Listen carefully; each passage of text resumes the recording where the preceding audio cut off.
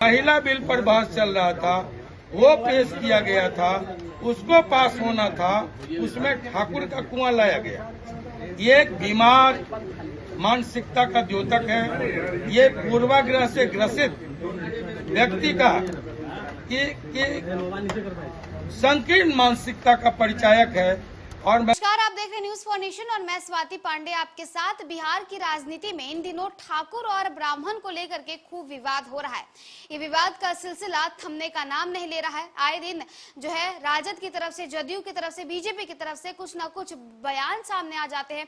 दरअसल राज्यसभा सांसद आरजेडी कोटे से राज्यसभा सांसद मनोज झा ने बीते दिनों राज्यसभा में ठाकुरों पर एक कविता पढ़ी थी, जिसके बाद चेतन आनंद ने बड़ा बयान दिया था। उन्होंने बाकायदा फेसबुक पर एक वीडियो शेयर किया था, जिसमें उन्होंने कहा था कि ठाकुर जो है, ठाकुरों पे आप ऐसे बयान ना दे। अब इस पर जो बयानबाजी है वो चलता नजर आ रहा है। इन सबके बीच अब आनंद मोहन ने पहली बार इन ठाकुर और ब्राह्मण विवाद के बीच आनंद मोहन ने बड़ा बयान दिया है। उन्होंने कहा है कि राज्यसभा में बात हो रही थी महिला आरक्षण बिल की, इसमें ठाकुर का कुआं कहां से आ जाता है। इनकी संकीर्ण मानसिकता है कि ये बीच में जाति को लेकर के आते हैं। किसी महिला को लेकर के बात हो रही है, महिला आरक्षण को लेकर के बात हो रही थी, महिला बिल पास हो रहा था, और इस बीच ये लोग ठाकुर को लेकर के क्यों आते हैं। क्या कुछ कह रहे आनंद मोहन, मनोज झा पर उन्होंने कितना बड़ा बयान दिया है। साथ ही साथ इन ब्राह्मण और ठाकुर के बयानों के बीच आनंद मोहन ने पहली बार अपनी कुछ प्रतिक्रिया दी है, वो आपको सुनवाते हैं। या किसी जाति विशेष पर टिप्पणी की जाती है तो ये कार्रवाई चाहे राज्यसभा हो या लोकसभा हो, उसकी कार्रवाई में दर्ज हो जाता है।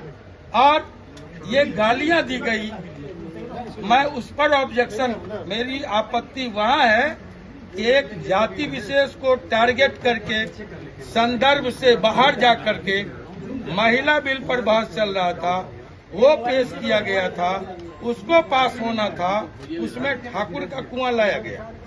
ये एक बीमार मानसिकता का द्योतक है। ये पूर्वाग्रह से ग्रसित व्यक्ति का संकीर्ण मानसिकता का परिचायक है, और मैं उसके खिलाफ खड़ा हुआ। चाहे वो इस देश के मुसलमानों को, जिसकी शुरुआत होती है 1857, जिसके बलिदान का इतिहास है, 1857 के गदर का जो हमारा नायक था वो था बहादुर शाह जफर। हमारे जो क्रांतिकारी मित्र लोग मरे, पुरखे लोग मरे, जिसमें भगत सिंह थे, चंद्रशेखर आजाद थे, बिस्मिल थे, उसमें एक नौजवान और था, उसका नाम था अशफाक उल्लाह खान।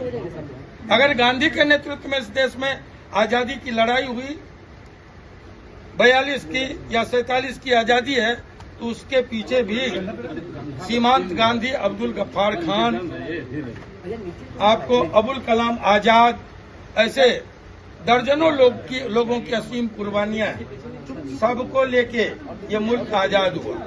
यहाँ लोकतंत्र की बहाली हुई। आजादी और लोकतंत्र के लिए हमारे इन पुरखों ने कुर्बानियां दी। मुल्क की आजादी के बाद यहाँ के बॉर्डर की हिफाजत की बारी आई तो कैप्टन हमीद आगे आकर के पेटेंट कैंप को तोड़ने का काम किया।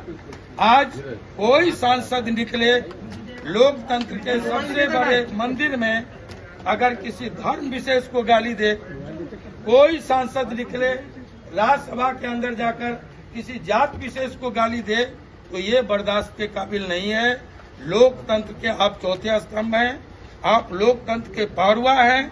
आपकी भी जिम्मेवारी बनती है कि जात विशेष को गाली दिया जाए, उसको टारगेट किया जाए, या धर्म विशेष को कटुआ आतंकवादी कहा जाए, या ठाकुर देखे कि ठाकुर को मारो, अपने अंदर के ठाकुर को मारो।